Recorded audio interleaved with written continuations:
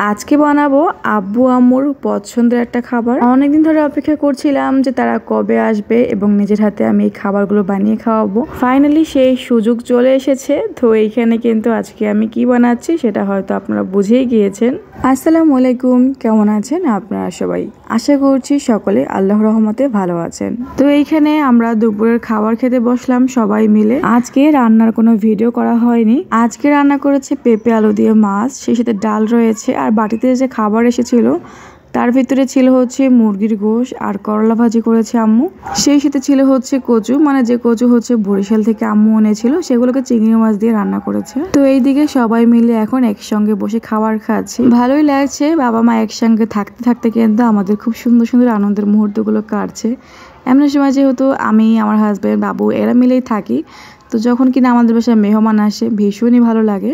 আজকে রান্না করব জর্দা। তো এই কারণে আমি আগে থেকে জর্দা মিক্স কিনে এনেছিলাম। বাসায় যদি পোলাওর চাল এবং জর্দার রং থাকে তাহলে জর্দা মিক্স কিনে টাকাটা ওয়েস্ট না করাই আমার মনে হয় শ্রেয়। কেননা জর্দা মিক্সে বেশি কিছু থাকে না, পোলাওর চাল থাকে, জর্দার রং মিক্স করা আর চিনি দেওয়া থাকে। তো জর্দার রং মিশানো পোলাওর যে চালটা ছিল সেটাকে আমি বসিয়ে দিয়েছি। তবে সেখানে যতটুকু আছে আমাদের সবার আর কি হবে না, হবে অবশ্যই, কিন্তু অল্প অল্প করে খেতে হবে। তো এই কারণে বাসমান পোলাওর চাল ছিল এবং জর্দা রং ছিল, তো যার কারণে আমি পোলাওর চাল এর ভিতরে আরও একটু অ্যাড করেছি এবং জর্দা রং দিয়ে এটাকে ভালো মতো সেদ্ধ করে নিয়েছি। আমার কাছে মনে হয় যদি কোনো কিছু আমি বাসায় বানাই এবং সেটা আনকমন কিছু হোক বা আমাদের পছন্দের কিছু হলে তাহলে একটু বেশি করে বানাই, কেননা সবার জন্য মন ভরে তৃপ্তি সহকারে খেতে পারে। তো এইখানে চিনি রয়েছে, ঘি, সেই সাথে হচ্ছে কয়েক রকমের বাদাম নিয়েছি, পেস্তা বাদাম, কাঠবাদাম, কাজু বাদাম, আর লাগবে হচ্ছে লং, এলাচ, আর সব থেকে ইম্পর্টেন্ট যেটা সেটা হচ্ছে ঘি। আপনারা চাইলে ঘিটা স্কিপ করতে পারবেন, তবে ঘিটা দিলে আসলে ফ্লেভারটা খুবই সুন্দর হয়। তো আমি এইখানে যে চিনিটা ছিল আমি সেটা দিয়ে দিয়েছি। আর হ্যাঁ, চিনির ভিতরে কিন্তু বাদাম আর সেই সাথে হচ্ছে গিয়ে কিশমিশ দেওয়া থাকে, যেটা কিনা আমি জর্দা মিক্স কিনেছিলাম। তো আমার বাসায় চিনির সেই দুটো মিক্স ছিল, আমি কিছুদিন আগে বানিয়েছিলাম জর্দা। তো ওই প্যাকেটের অর্ধেকের বেশি চিনি কিন্তু রয়ে গিয়েছিল, কেননা ওই দিন যেহেতু আমার হাজব্যান্ড জর্দা খেয়েছিল, তো যার কারণে আমি মিষ্টির পরিমাণটা একদম কমিয়ে দিয়েছিলাম। তো যে বাদ বাকি চিনিগুলো ছিল সেগুলো কিন্তু আমি আবার এখানে দিয়ে দিলাম।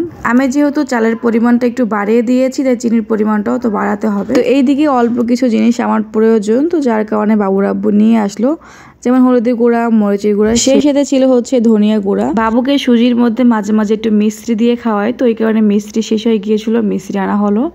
এবং ড্রাগন ফল এনেছে, আম এনেছে, আর সেই সাথে হচ্ছে পেয়ারা ছিল। ভিডিওটি দেখতে দেখতে আপনাদের কাছে এটা রিকোয়েস্ট করে, যদি ভিডিওটি ভালো লেগে থাকে তাহলে প্লিজ একটা লাইক দিয়ে দিবেন, আর যদি ভালো নাও লেগে থাকে তাহলেও একটা লাইক দিয়ে দিবেন। এইখানে আমি 2 থেকে 3 পিস মালটা কেটে নিয়েছি, এবং সেই মালটার রসটা কিন্তু পুরোটা আমি দিয়ে দিয়েছি। এখানে চাইলে কিন্তু কমলার রসও দেওয়া যায়, আর এগুলো দিলে আসলে হয় কি জর্দার স্বাদ এবং ঘেরান দুটোই বেড়ে যায়। যেমন বিয়ে বাড়িতে যে প্রসেসে রান্না করে আমি কিন্তু সম্পূর্ণ যা যা দেওয়া দরকার সবকিছু দিয়ে বানিয়েছি। তো চিনিটা যেহেতু এদিকে গলে গিয়েছে, সেই সাথে আমি যেহেতু মালটার রস দিয়েছি, আর এখন দিচ্ছি ঘি।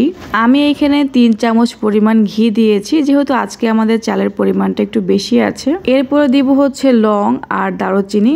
যেহেতু এটা হচ্ছে পোলাওর চাল, আর পোলাওর চালের স্মেল তো এমনিতেই আছে, তবে অনেক সময় দেখা যায় যে ঘ্রাণটা ওই রান্নার কারণে কিন্তু পুরোপুরিভাবে আসে না, তো যার কারণে শুধু ভাতের মতো সাবা সাবা লাগে খেতে। যারা কিনা সম্পূর্ণ রান্নার প্রসেস ফলো না করে, তো অনেকেই কিন্তু দেখবে যে জর্দা তাদের কাছে খেতে ভালো লাগে না। আমি অনেকের মুখে শুনেছি এই কথা যে কি খায়, ভাতের মতো লাগে নাকি খেতে। যে কোনো রান্নাই খুবই সুন্দরভাবে নিখুঁতভাবে রান্না করলে সেই রান্নার স্বাদ কিন্তু দ্বিগুণভাবে বেড়ে যায়। এই যে লং, দারুচিনি, ঘি, সেই সাথে মালটার রস, এমন টুকিটাকি অনেক কিছু আছে, এবং বাদামের কারণে কিন্তু ভালো লাগে। খাওয়ার সময় মুখে বাদাম এবং কিশমিশ পড়লে কিন্তু ভালো লাগে। তো এই রকমের প্রত্যেকটা রান্না ছোট ছোট জিনিস থাকে যেগুলো কিনা সম্পূর্ণভাবে ফলো করলে রান্নাটা আসলেই মজা হয়। অনেকেই আবার দেখেছি ফালুদা খায় না, যেটা কিনা আমার ভিডিওতে আপনারা দেখেন মাঝে মাঝে যে আমার বাসায় কেউ আসলে, এবং মাঝে মধ্যে আমিও নিজে ফালুদা বানিয়ে খাই।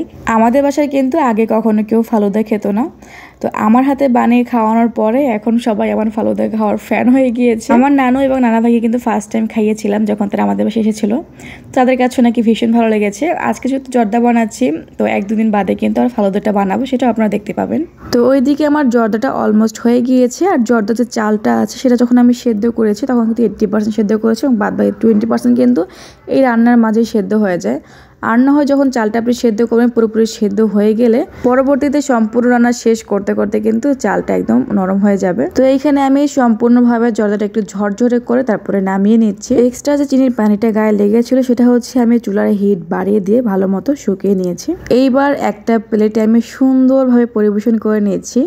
আর ফার্স্টে যেহেতু আমি মিষ্টি দিয়েছিলাম রান্নার ভিতরে, তো এবার আমি ডেকোরেশনের জন্য উপর থেকে কিছু মিষ্টি দিয়ে দেবো।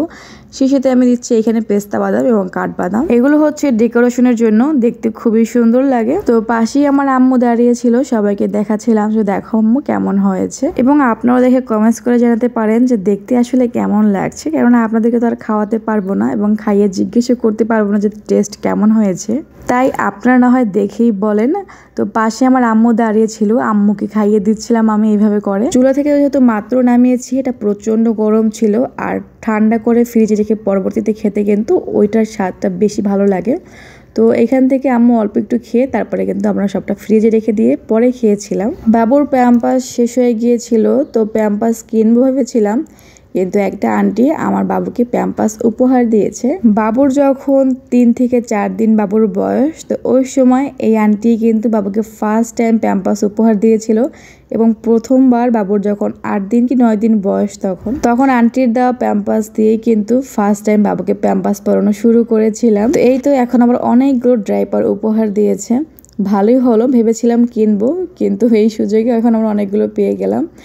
এইখানে হচ্ছে গিয়ে জর্দা মিক্স রয়েছে, সেটা হচ্ছে ফালুদা মিক্স। ফালুদা মিক্সটা আমি আনিয়ে রেখেছি, কেননা আসলে বারবার তো বাইরে যাওয়া যায় না, তো একবারই এনে রেখেছি। আর আব্বু আম্মু যেহেতু আছে, কোনো তাড়া নেই, আস্তে ধীরে বানিয়ে খাওয়াবো।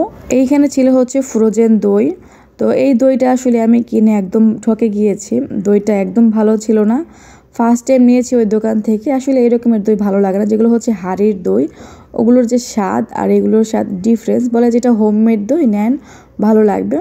তো এইভাবেই কিন্তু আমি এনেছিলাম, কিন্তু খেতে যে আসলে এত বৃষ্টি হবে বুঝিনি। খাবারের ক্ষেত্রে এরকমের ওয়ার্ড ইউজ করে যদিও বা ঠিক না। আর এইখানে যে ছোট ছোট মিষ্টিগুলো দেখতে পাচ্ছেন, এগুলো হচ্ছে আমরা অর্ধেক খেয়ে শেষ করে নিই, তারপরে হচ্ছে পরবর্তীতে আরো 1 প্যাকেট আনিয়েছিলাম। এখন যে ভিডিও ক্লিপগুলো আপনারা দেখতে পাচ্ছেন, এটা কিন্তু সকালের, তো সকালবেলা হচ্ছে এগুলো আনিয়েছিলাম। আর এখানে যে জর্দা মিক্স দেখেছেন, তো এটা দিয়ে কিন্তু মূলত জর্দাটা রান্না করেছি। আর এই ভিডিও ক্লিপটা আসলে আমি পরে অ্যাড করে দিলাম। তো আজকের দিনটা বেশ ভালোই কাটলো। এখন আবার সন্ধ্যার দিকে ফিরে যাই।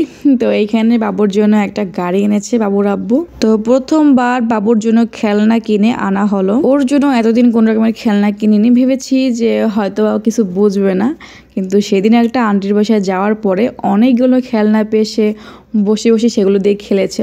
তো এরপরে বুঝতে পারলাম যে না, তাহলে সে খেলনা বুঝেছে এবং তাকে এখন থেকে আমাদের খেলনা কিনে দিতে হবে। এসে বাবুর আব্বুকে বলতেই সে এই গাড়িটা নিয়ে আসলো। আর এটা হচ্ছে ব্যাটারি আছে ভিতরে, গান বাজে বিভিন্ন রকমের, এবং ভিতরে চারিপাশে লাইট জ্বলে, খুবই সুন্দর গাড়ি। তবে আসলে এই লাইট জ্বলা বা ভিতরে যে গান বাজে এগুলো খুব বেশি একটা বোঝে না। ও হচ্ছে কোনো কিছুর হাতে দিলেই সেটা ও মুখে নেবে। এটা আমার কাছে মনে হয় যে প্রত্যেকটা বাচ্চার এটা ব্যাড হ্যাবিট। ওকে যদি আমি একটা খাবারের কিছু বা ফল কেটে হাতে দিই, সেটাকেও পুরো বিস্তা মাখিয়ে ফেলবে, কিন্তু যত সে ভাবি যাবে জিনিস মুখে দিবে। তো ভালোই লাগে মাঝে মাঝে এমন কিছু করে, দেখে হেসে ফেলি। তো এইখানে কিন্তু আমরা সবাই মিলে ফল কেটে খাচ্ছিলাম, আম কাটা হয়েছে এবং শিশিতে হচ্ছে ড্রাগন। তো আজকে ভিডিওটা কেমন লেগেছে তা কিন্তু অবশ্যই আপনারা কমেন্টস করে জানাতে পারেন। আপনাদের কমেন্টসগুলো পড়তে আমার ভীষণ পরিমাণ ভালো লাগে, আমি অপেক্ষায় থাকি কখন গিয়ে কমেন্টস করলে এবং সেটা রিপ্লাই দেই। তো সবাই ভালো থাকবেন, দেখা হচ্ছে পরবর্তী ভিডিওতে। আল্লাহ হাফেজ, আসসালামু আলাইকুম। আর হ্যাঁ, যারা এখানে চ্যানেলটি সাবস্ক্রাইব করেন, সাবস্ক্রাইব করার বিশেষভাবে অনুরোধ রইল।